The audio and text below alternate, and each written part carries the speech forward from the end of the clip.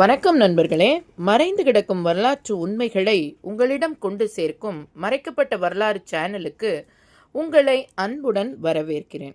வரலாற்றின் பக்கங்களில் சில பெயர்கள் மட்டும் பெரிய எழுத்துக்களில் எழுதப்பட்டிருக்கின்றன.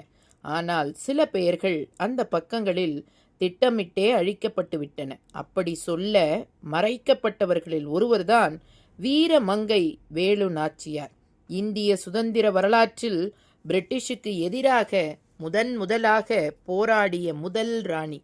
1730ஆம் ஆண்டு ராமநாதபுரம் அரச குடும்பத்தில் பிறந்தவர் வேலு நாச்சியார். அவளின் சிறு வயதிலேயே வாள் யுத்தம் கற்றாள், வில்வித்தை கற்றாள், சிலம்பம் கற்றாள், குதிரை சவாரியும் கற்றாள்.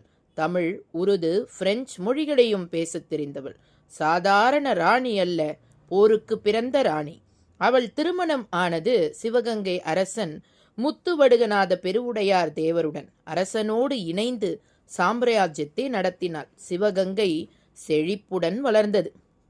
மக்கள் பெருமையுடன் வாழ்ந்தனர். ஆனால் விதி ஒரு கொடூர திருப்பத்தை வைத்திருந்தது. 1772ஆம் ஆண்டு பிரிட்டிஷுக்கும் ஆற்காடு நவாபும் இணைந்து சிவகங்கை மீது படையெடுத்தனர். அந்த கொடிய போரில் மன்னர் கொல்லப்பட்டார். அந்த நாளில் வேலு நாச்சியார் தனது குழந்தையுடன் இரவின் இருளில் தப்பிச் செல்ல வேண்டிய நிலை ஏற்பட்டது. ஆனால் அவள் மன உறுதியை யாராலும் பறிக்க முடியவில்லை. மருது சகோதரர்களுடன் சேர்ந்து மறை வாழ்க்கை வாழ்ந்தாள். அவளின் இதயத்தில் ஒரே தீ, பகை. அந்த தீயை சுடர்விக்க அவள் உதவி தேடினாள்.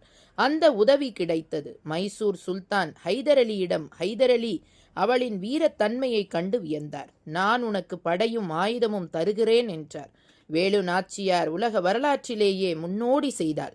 அவள் உருவாக்கியது இந்தியாவின் முதல் பெண் படை. அந்த படையின் தலைவி குயிலி.